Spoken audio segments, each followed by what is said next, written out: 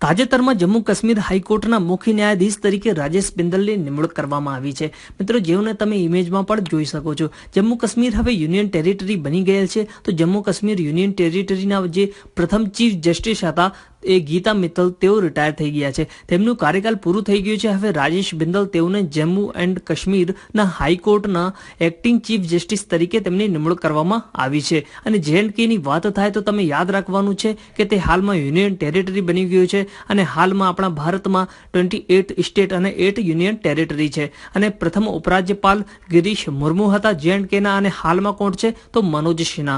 એ મિત્રો આ એક્ઝામની દ્રષ્ટિએ ખૂબ જ મહત્વપૂર્ણ છે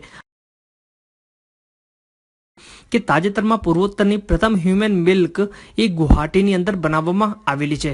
મિત્રો, અહીંયા વાત થઈ છે ઉત્તર પૂર્વ સ્ટેટની, પણ પૂછવામાં આવશે કે ભારતની પ્રથમ હ્યુમન મિલ્ક બેંક ક્યાં ખોલવામાં આવી હતી, તો મિત્રો આન્સરમાં આવશે મુંબઈ।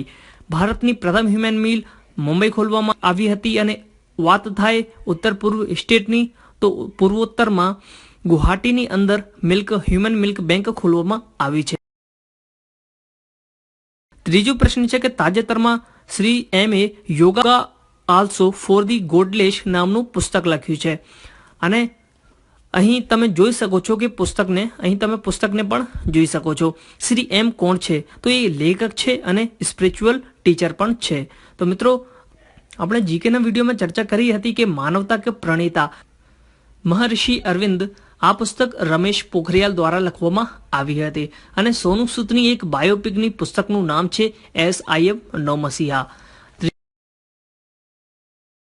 ચોથા ટોપિકની આપણે વાત કરીએ કે તાજેતરમાં ફૂટબોલ રમવાવાળી પ્રથમ ટ્રાન્સજેન્ડર મારા ગોમેઝ એ મહિલા બની। તેઓ અર્જેન્ટિનાના છે અને ફૂટબોલ રમનાર એ પ્રથમ ટ્રાન્સજેન્ડર મહિલા બન્યા છે।